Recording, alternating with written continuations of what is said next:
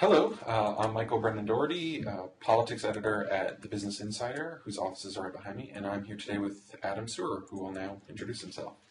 Hi, I'm Adam Serwer with Mother Jones, and it's great to be here.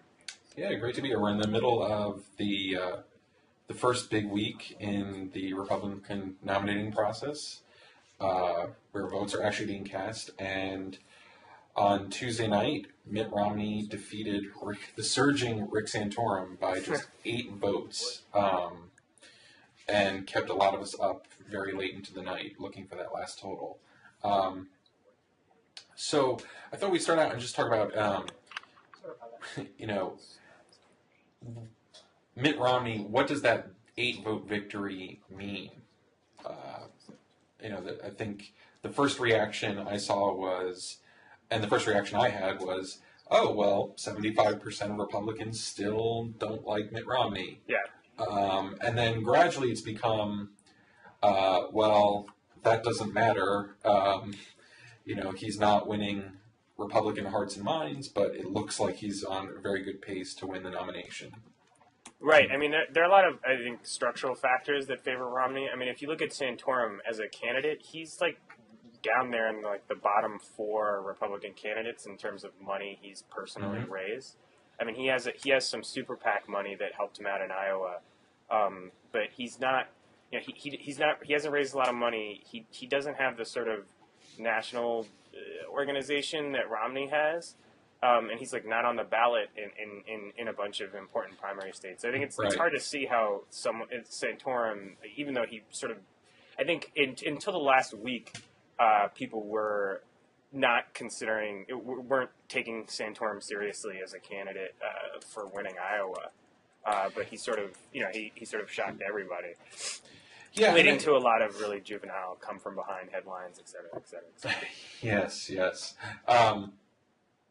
And what's interesting is, and I think Eric Erickson, of all people, was the first person to make this very astute observation, which is that the reason Rick Santorum won Iowa is because he failed as a campaigner, which is that he's been doing this shoe leather thing, and all of these publications are hailing him for the shoe leather campaign in Iowa. Mm-hmm. But as Erickson pointed out, this shoe leather campaign attracted almost zero support in the polls and almost no money in the coffers. Mm-hmm. And the attention just sort of fell on him because he was the last place to land for non-Romney, non-Ron Paul voters, and he never raised his media profile enough to even be scrutinized, and he might have suffered under that scrutiny.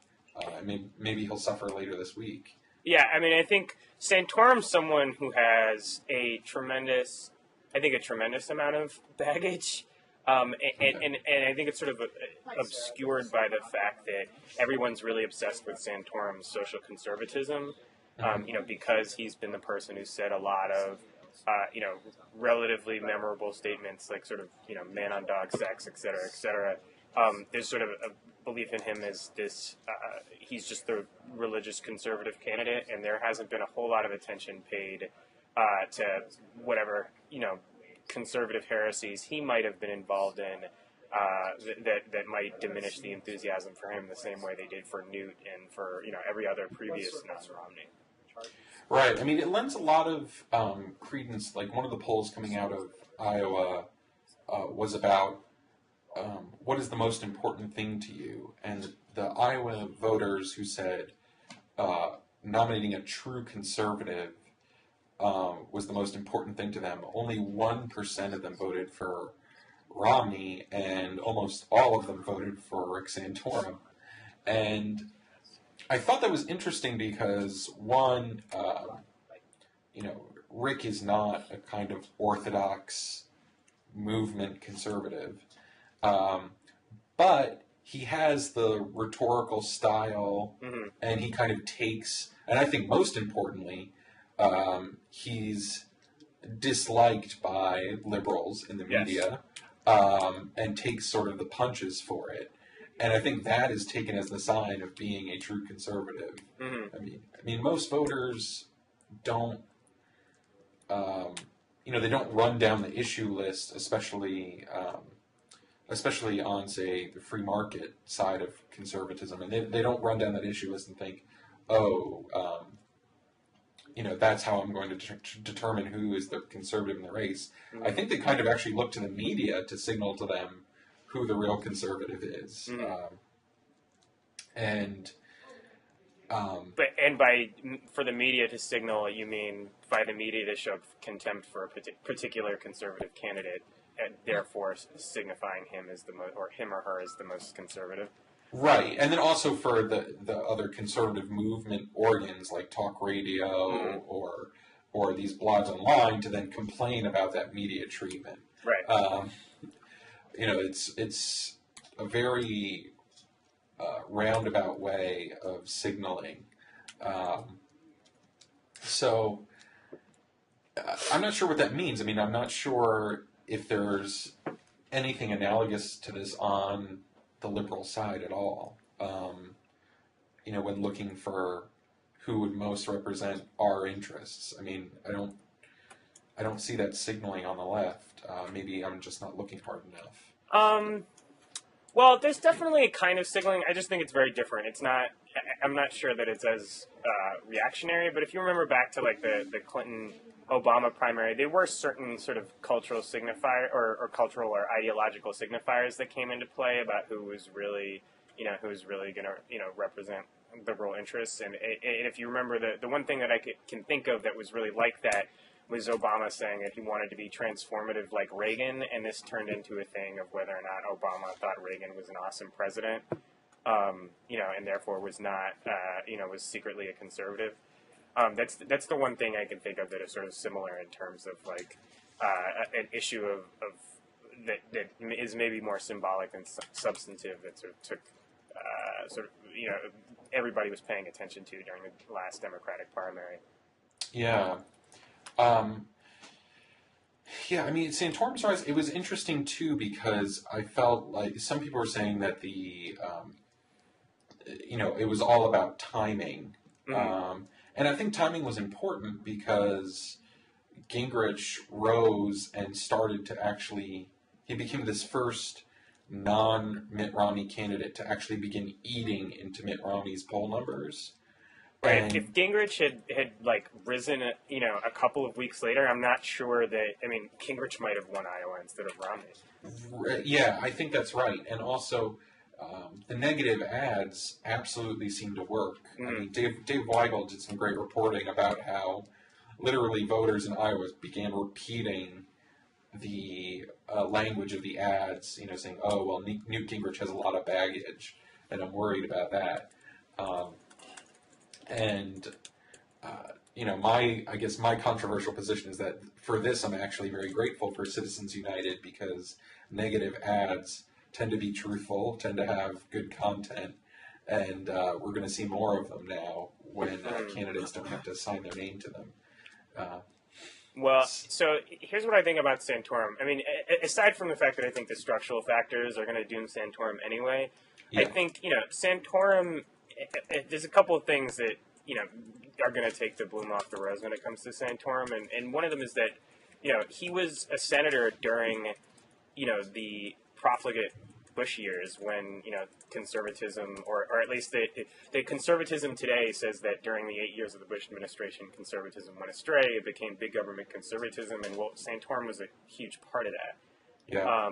And as far as the Tea Party movement is concerned with sort of special interests and undue influence, I mean, Rick Santorum was smack in the middle of the K Street project, holding meetings and totally sort of, he was a huge part of trying to align the whole lobbying industry with the interests of the Republican Party. And I think, in general, he's also a senator from a pretty blue state, and is probably going to have a few votes that he's going to have to explain as well, although I can't think of any off the top of my head.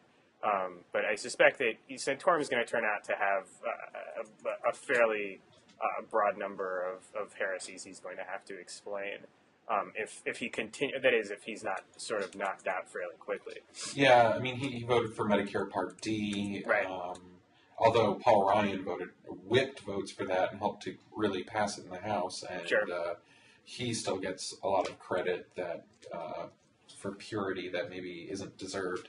But no, I think all that's true, and I do think those things would doom Santorum. And I think if Santorum was the one that rose when Newt Gingrich did, there would be a ton of negative ads about Santorum. Right. But I don't even know if Romney's going to have to do that, because despite the fact that Santorum raised $1 million yesterday, it's too late for him to buy ads in New Hampshire, and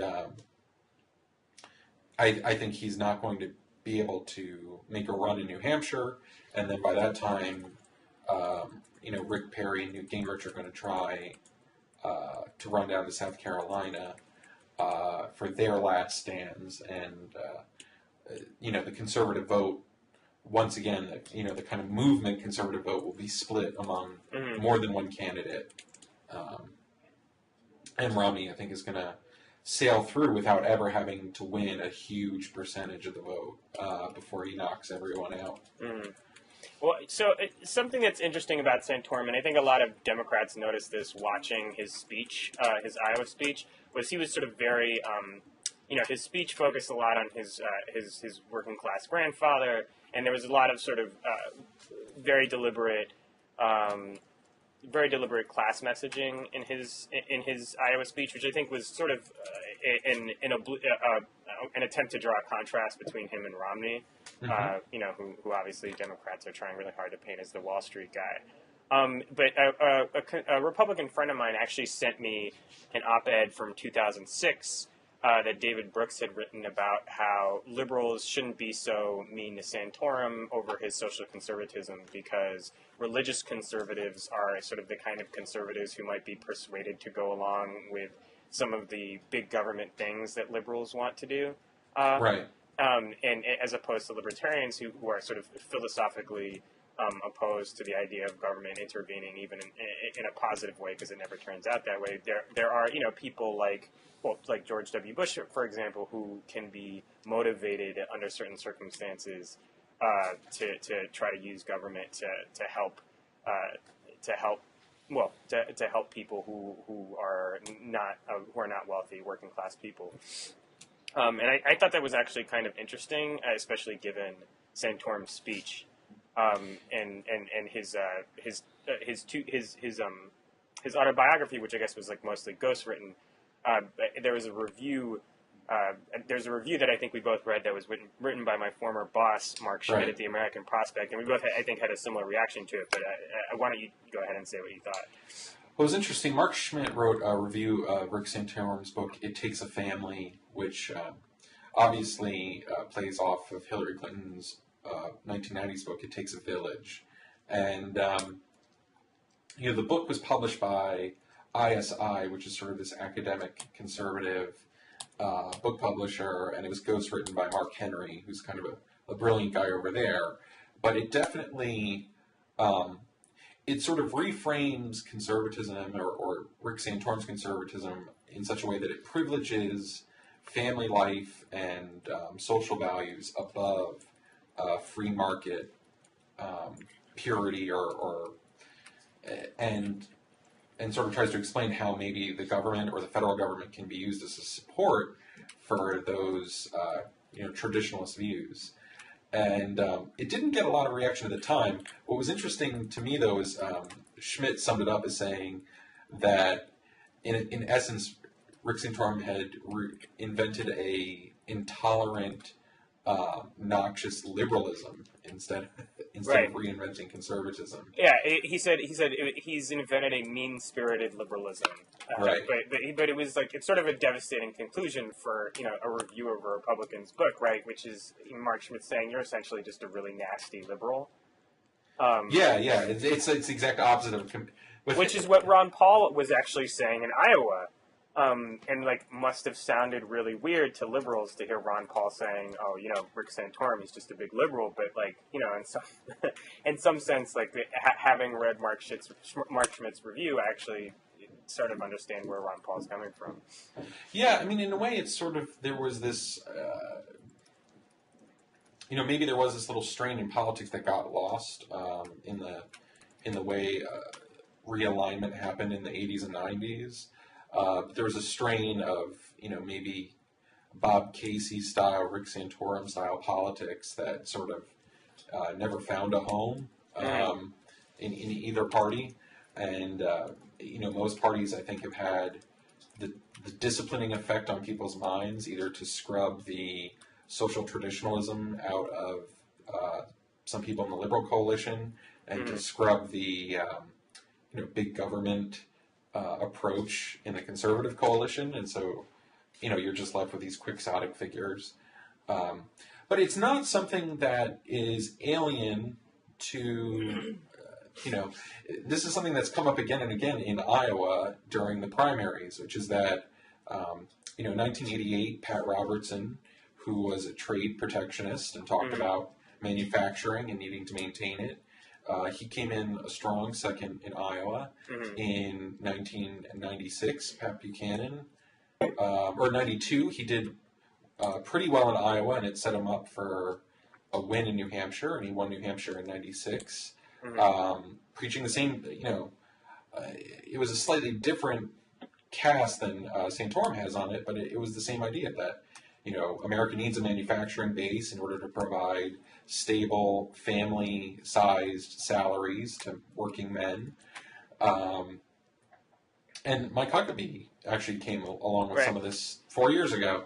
So it's a recurring strain, and, Jonathan Chait has often said that, the majority of Americans tend to be at least somewhat social traditionalists, and they tend to be somewhat economically liberal. But the coalitions in our politics don't, ask people to choose between that. And well, the Democratic Party, I think, was that, 80 years ago or something. Yeah. And that's, that's sort of how we got the New Deal and everything else. But I mean, right, which had a lot of paternalistic, family-oriented sides to it. In fact, there's a book, I mentioned ISI, but I think Alan Carson wrote a book about the New Deal and how pro-family it was compared to modern liberalism. Or, how patriarchal, however you want to frame it. But it's kind of this lost element of our politics, and I think it's going to remain just this little curio because it doesn't have any kind of institutional support within the political sphere. See, what I think though is, and this is my theory on why we'll probably never have a libertarian president. Is that anybody who wants to run to be president of the United States, who wants to run the American government, wants to do something with it. So I think I think it's almost inevitable that this on the Republican side, particularly among the kind of people who are running for the White House, this sort of tendency to want to go in there and do something other than simply dismantle or alter the sort of the programs like Social Security or Medicare or Medicaid. They're going to actually want to do something new with all this government power that they have, and so it's just, I'm not sure that you can ever really banish big government conservatism, even though you may not be able to speak its name when you're in the process of selecting a candidate for president. Yeah, that's right.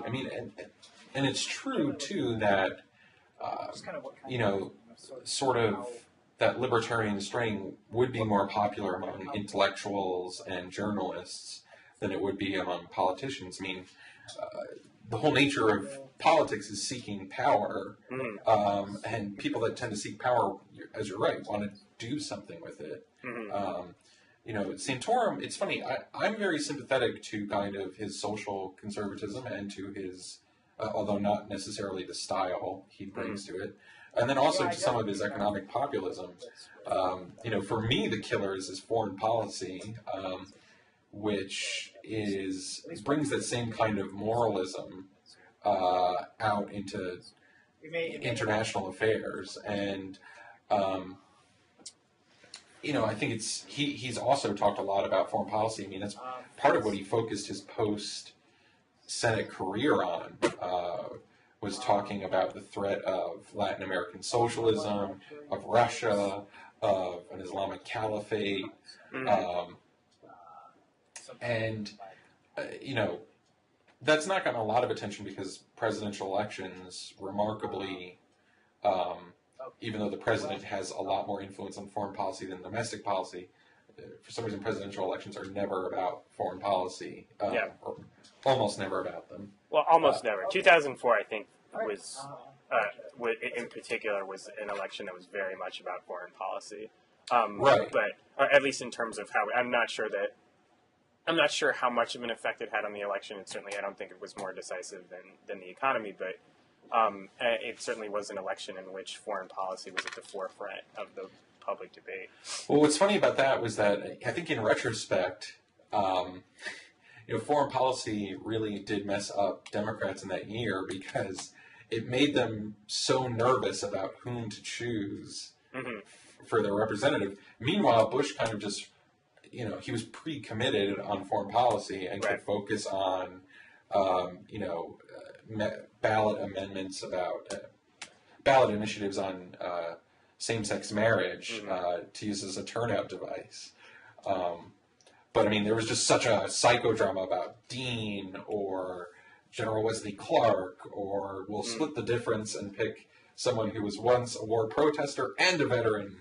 And then we'll try to figure out how to make both of those work together in one image for this election. And it didn't work.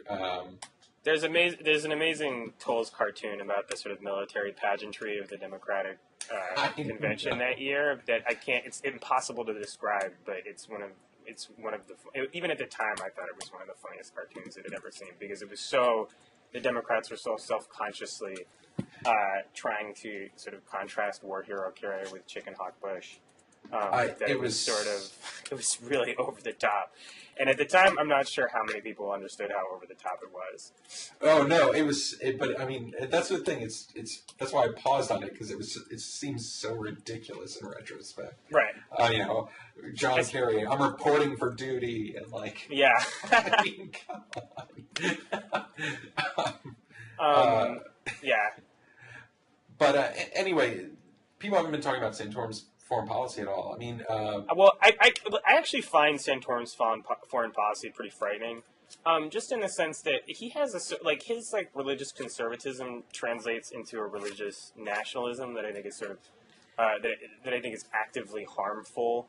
Yeah, I agree. To particularly to fighting terrorism, because I mean part of what Al Qaeda really wants is to sort of portray this idea that the United States that the West and Islam are at war, and so you better go in with Al Qaeda because the West is going to destroy you, and they're the only ones who can save you. And when you start hearing Rick Santorum talking about how this is our destiny, I think a lot of conservatives really enjoyed the Lord of the Rings trilogy around the time it came out because they saw it as a metaphor for the war on terror. But I think Rick Santorum may be the only public figure who actively used Mordor as like a metaphor for Al Qaeda and terrorism in his public remarks. There's this weird, I'm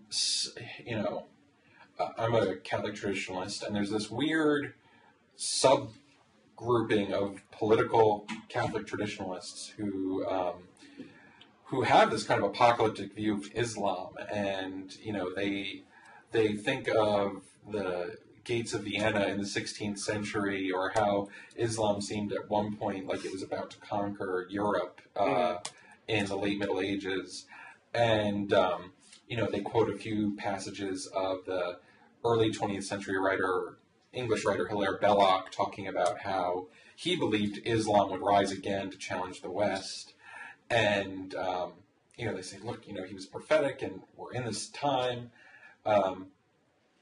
What they don't mention, though, is that Belloc thought that, Islam could catch up technologically and do that. And, we're not, conservatives in America take on this baggage from the Cold War of kind of an ideological struggle for the whole planet, and they transmit it onto a group of terrorists who don't have ICBMs pointed at our heads. They're literally or even popular legitimacy. I mean, these people are in caves, for God's sake, and we're terrified in Iowa about them. It just doesn't. It doesn't make sense to me. Well, it's like you look at the people who really have a global agenda in terms of like Al Qaeda has a global agenda that they're pursuing through violence. But if you look at like the groups that are actually fairly popular in the Middle East, the terrorist groups that are very popular, it's Hamas and Hezbollah, and that's of course. For two reasons: because they have social service wings that Al Qaeda doesn't have, but also because they're focused on Israel, which everyone in the Middle East, regardless of religious background, tends to really hate. But that there's sort of a way in which this opposition to Israel and this support for these groups that are opposed to Israel translates into belief that the broader Middle East supports this project of establishing a caliphate and bringing Islam back to the way it was centuries ago. And I don't think that popular support for that kind of thing just really isn't there. I mean, and there's just a tendency, I think, to really overstate the degree to which ordinary Muslims support this kind of thing. And I think a lot of it has to do with the vocabulary and things that are lost in translation. Absolutely. But you look at it's sort of funny to me. It's like, I think Matt Iglesias said this. A lot of conservatives seem really surprised when the Muslim Brotherhood was winning elections in Egypt, and he said something along the lines of, "I always find it amusing when conservatives seem to be shocked that conservative religious nationalism is a winning pitch in elections in other countries." It's funny too how this, in a way, the kind of pure dream of neoconservatism in the early part of the decade, that democratization would bring some kind of liberalization of the Middle East is just being proven over and over again to be wrong. And, Santorum was even making noise about Russia's elections, which, if the voting fraud went on the way that Santorum and others describe it, correcting it would mean bringing the communists into a greater share of the government than the United Russia Party under Putin. And I don't know, the ironies abound. Well, I'll say this. I think there's a certain truth to the problem. I think is Hussein Ibish, I think, discussed this really well, which is that the Arab world right now sort of gets Jefferson. They get the Jeffersonian side of democracy. They don't get the Madisonian side as well yet. And I think that's really important. But I think that happens over time. And I think in a dictatorship, when you have sort of when you don't have an open marketplace of ideas, and the only place that's sort of safe from that kind of ideological repression is the mosque, it makes sense that the people that the religious conservatives are the ones who are able to turn out votes the first election after the despot is gone. But I think that there's this idea that's central to Islamism, which is that it's the reason the regimes were so evil was because they were secular. And I think when you have if you let these elections take place and the Islamists win and they have to govern and it doesn't work out so well, then they get thrown out. I mean, that idea that Islam is a guard against the sort of things that you saw in the old regime. It's factually untrue. I mean, nothing is a guard against basic human moral frailty. But I think to have to get past that, you sort of have to let that discourse play out. You can't sort of keep it bottled up by supporting whatever secular autocrat with enough guns to keep people in line comes along. That's well said. That's very well said. So what was interesting too, taking this foreign policy view back to our domestic political section, was that it seemed like in Iowa, to hit one more Iowa point, one of the things that actually hurt Ron Paul was he was attacked on whether he would be as supportive of Israel and Israel's aspirations as the other candidates. And it's really funny. I've mentioned this before in writing and maybe even on Blogging Heads once, but it's really amazing how living in relative peace, on our continent, relative security and prosperity. People love to indulge in this kind of what George Orwell called transferred nationalism, and that Iowans look at Israel and try to actually identify with Israel. It's remarkably misguided as far as and distorting as far as it works on American foreign policy. But in a way, it's like really amazing and endearing, and like it would be cute if it didn't have such a distorting effect. Well, I think it's 9/11 has everybody talks about sort of the Israel lobby or whatever, but I think the biggest impact on American perception of Israel, I think, is 9/11. And Bibi Netanyahu is really shrewd in saying our struggle against Hezbollah and Hamas is the same as your struggle against Al Qaeda, and that this general sort of view of Islamist extremism as this all being one thing has sort of, I think that's what's really sort of made, I think American public opinion was a little more balanced prior, I think it was a lot more balanced prior to the 9/11 attacks, at which point, the suspicion of Islam grew so much that, this sort of emotional identification with Israel became much, much stronger. Yeah, absolutely. And, but it's interesting that it has such an actual effect on voting in Iowa, because I think, as you mentioned, people put a lot of emphasis on the Israel lobby, and that's all kind of inside DC stuff. There's kind of almost been a myth that among people like myself, anti-war conservatives, that somehow it's just this distorting lobby money in Washington, and not actually kind of the popular views of Americans that they've adopted. And in an actual voter, when you talk to them, it could be 9/11. It could be a little bit of what they hear on talk radio, and then a little admixture of Christian Zionism, which they might pick up, once in a while at church or on religious radio. But it never seems to be just purely one or the other. It's always like just this admixture of influences. But it really does shake out in electoral results. The other thing is if you're a liberal supporter of Israel, Santorum's views on the subject are really crazy. Because he seems to think that Israel should hold on to the West Bank and Gaza.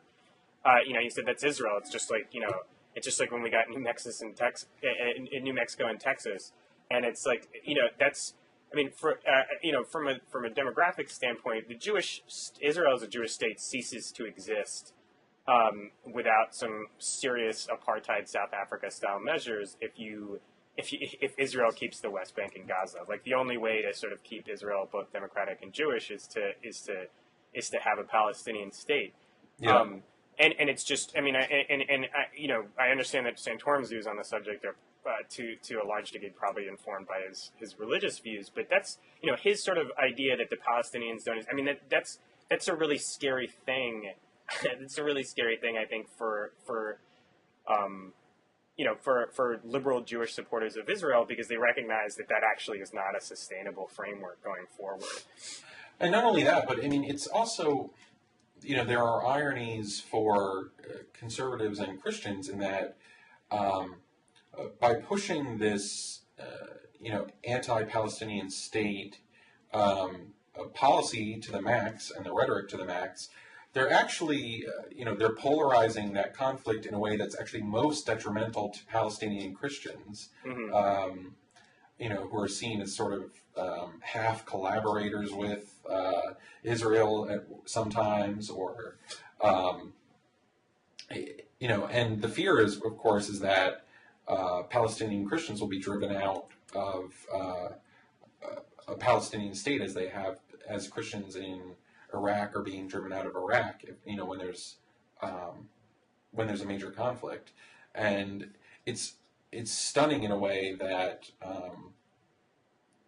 American Christians, for all of the Crusader state rhetoric that they kind of transfer onto Israel, there's almost no emotional identification with Arab Christians. Yeah, or I mean, sometimes even knowledge of it. I mean, you know, a few Christians still do tourism in the Holy Land and see some Palestinian Christians, but I mean, it's just,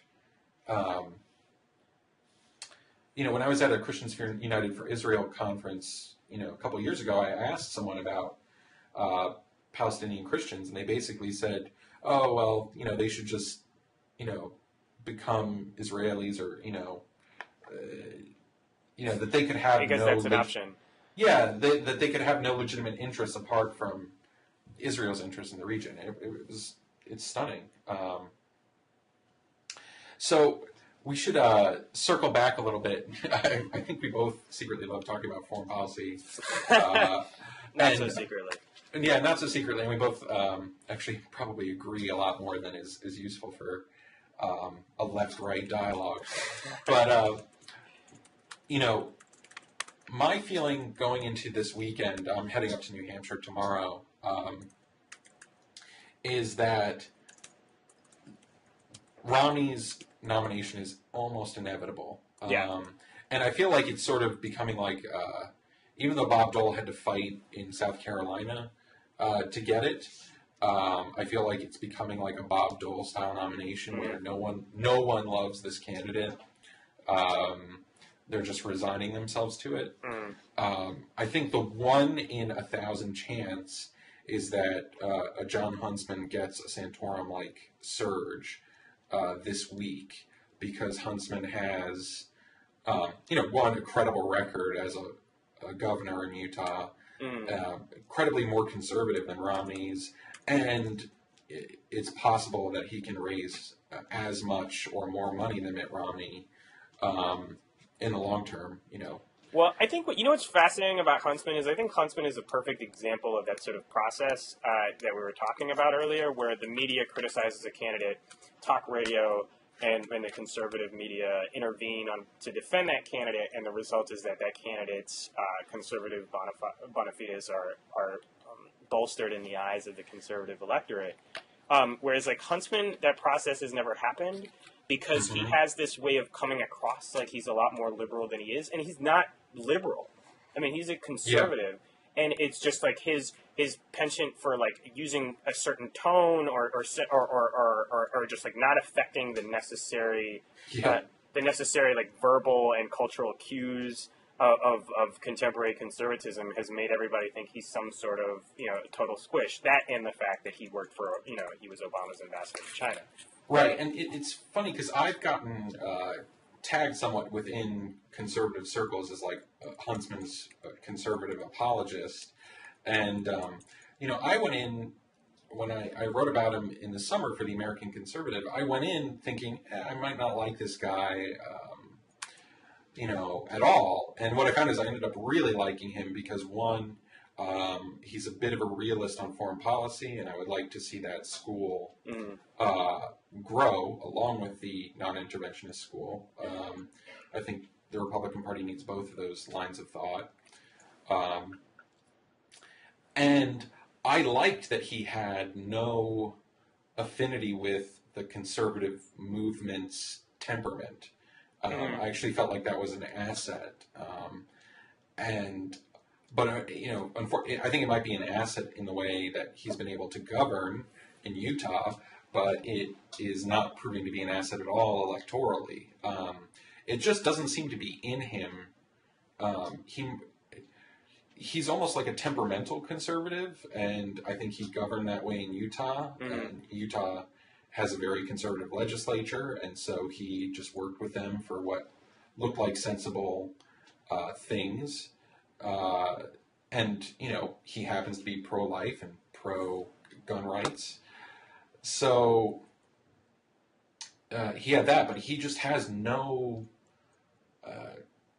it doesn't seem like he has a kind of ideological affinity. It doesn't seem like after this run he would want to start spending time at CPAC and like meeting people within the movement. He seems just utterly self-possessed. And in a weird way, that self-possession has been the big liability in a sense, because conservatives look at him like, this is a guy we can't get our hooks into.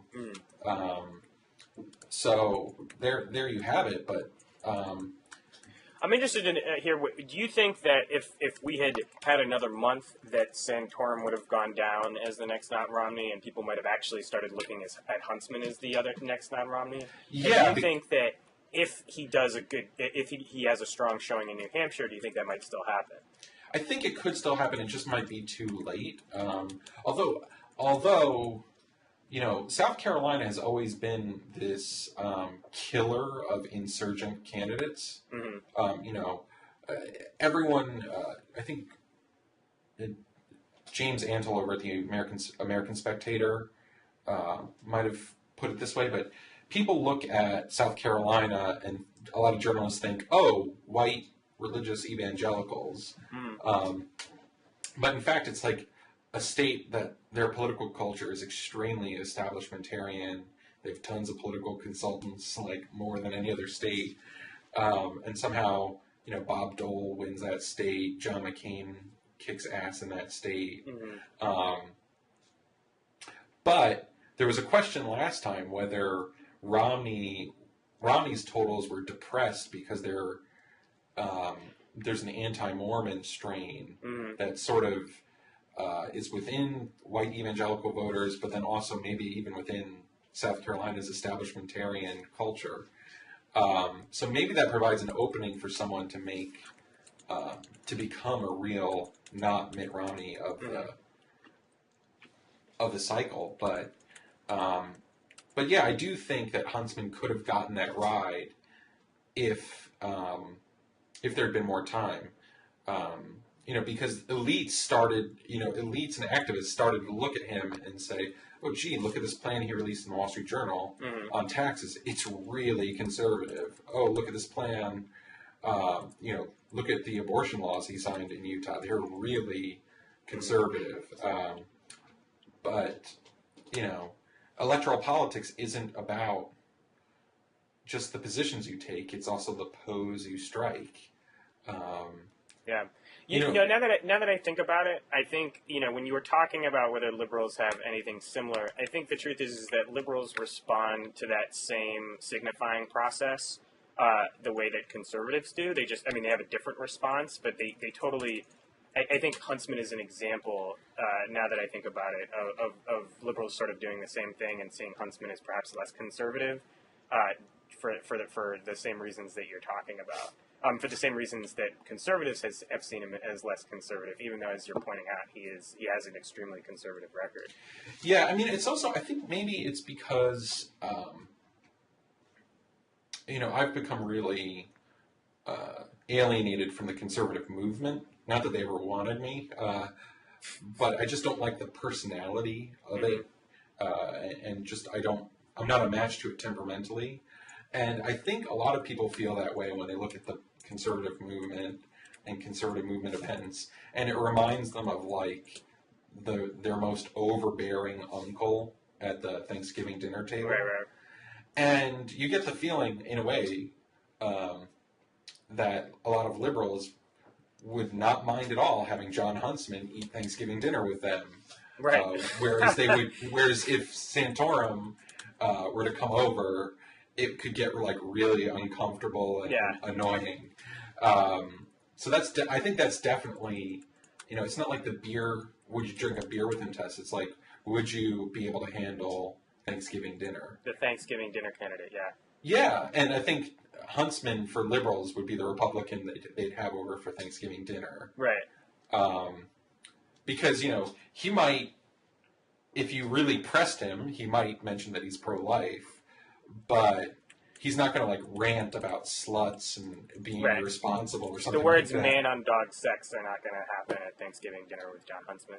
No, unless he's just making a joke, about someone else. Right. So yeah, and maybe that's his problem. And conservatives, are in the mood to spoil the dinner of everyone else in America. They're in a pugnacious mood.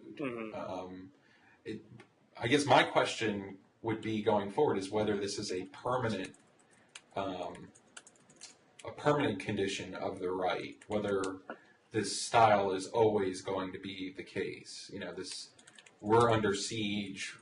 We need to spoil everyone else's fun. I don't know. That's just sort of an open-ended question.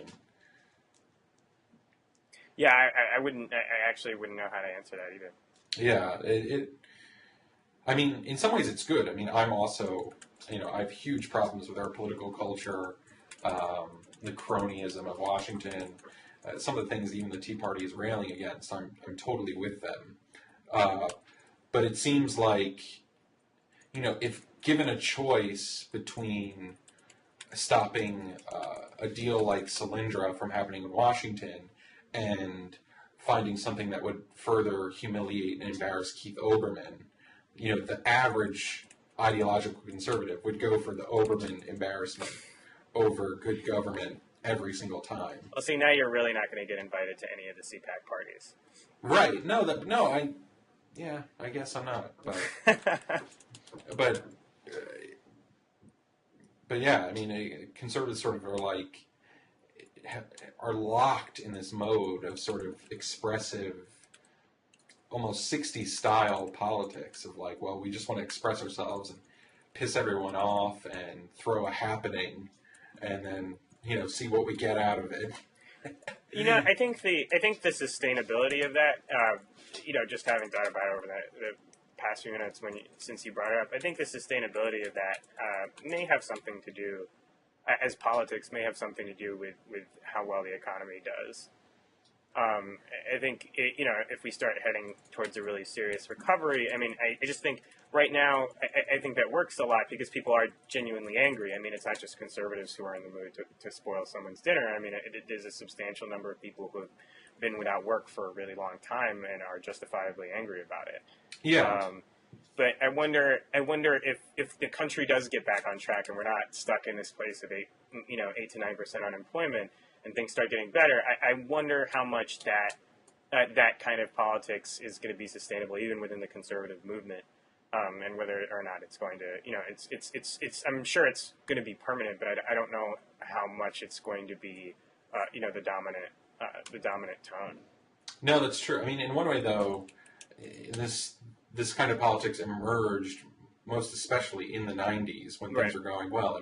David Brooks kind of made his bones talking about how all of these rich Republicans in the suburbs of Chicago, were wondering what the hell everyone is so angry about, that they would want to vote for Pat Buchanan.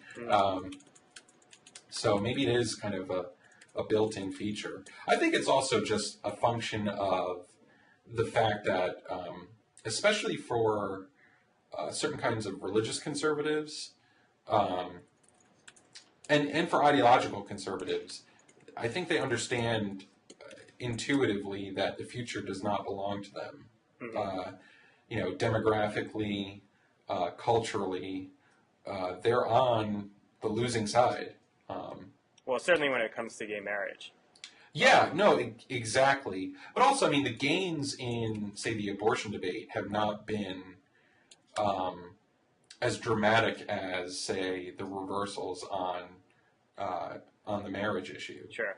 But I think, I actually think, though, that the anti-abortion movement has done substantially well, particularly when it comes to the judiciary. Maybe you don't have a popular majority for banning birth control or whatever, but you certainly, the liberals have not paid a whole lot of attention to the importance of of filling the judiciary with judges who share their legal philosophies, and right. Particularly this president has been bad at filling the vacancies and at banging the table and trying to get those judges through.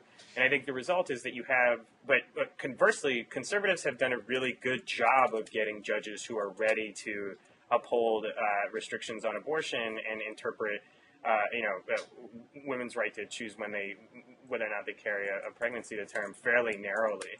And it's almost like it's one of those things that we have there's yet to be a liberal Roe v. Wade in the sense that there's yet to be, even you would have thought it was Bush v. Gore, but there's yet to be a case a legal case that really sort of galvanizes the liberal legal movement into being as aggressive at changing the judiciary as Roe v. Wade has been for the anti-abortion movement. And that side of it certainly has been very successful.